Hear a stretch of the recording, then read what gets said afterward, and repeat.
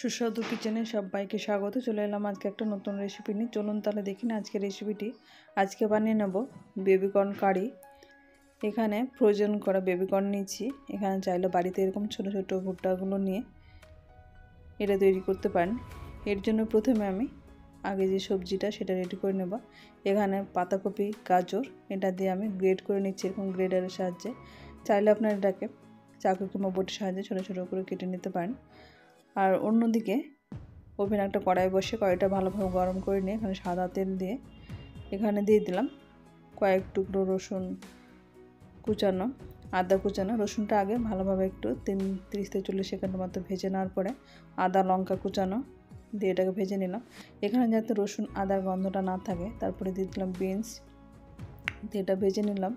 এদিকে আমার আদা, গাজর, বাঁধাকপি এটা গ্রেড করা হয়ে গেছে। আর আদা রসুন এগুলো মোটামুটি ভাজা হয়ে গেছে। এখন সবজিটা দিয়ে এখানে নেড়ে চেড়ে এখন দিয়ে দিচ্ছি ক্যাপসিকাম কুচানো।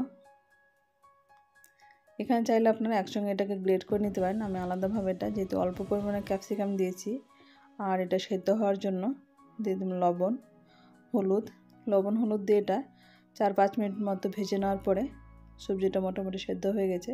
এখন একটা টমেটো গ্রেড করে দিয়ে দিলাম। আর এখানে প্রয়োজন করা আমি বেবিকর্নগুলো নিয়েছি, সেটা 1 কাপ মতো নিয়ে ভালোভাবে ধুয়ে নিয়ে জলটা ভালোভাবে নিংড়ে নিলাম। এখন 1 চামচ কর্নফ্লাওয়ার দিয়ে এটাকে মাখিয়ে নিলাম। এখানে কর্নফ্লাওয়ার যদি না থাকে তাহলে অ্যারোরুটও এখানে ব্যবহার করতে পারেন। কর্নফ্লাওয়ার কিন্তু অবশ্যই লাগবে। এখন ভুট্টাটার সঙ্গে মাখিয়ে নিয়ে সবজিটা এইদিকে আমার সেদ্ধ হয়ে গেছে। এখন ভুট্টাটা দিয়ে নেড়ে চেড়ে এখানে দিয়ে দিলাম 1/2 চামচ মতো চাট মশলা যদি না থাকে তাহলে ম্যাগির মশলা ব্যবহার করতে পারেন। আর সামান্য পরিমাণে বিট লবণটা দিলে কিন্তু এখানে কর্নের স্বাদটা বেড়ে যায়। এখন টমেটো সস, সয়া সস দিয়ে ওভেন বন্ধ করে দেব। এখন একটা বাটিতে সার্ভিং করার জন্য উঠিয়ে নিলাম।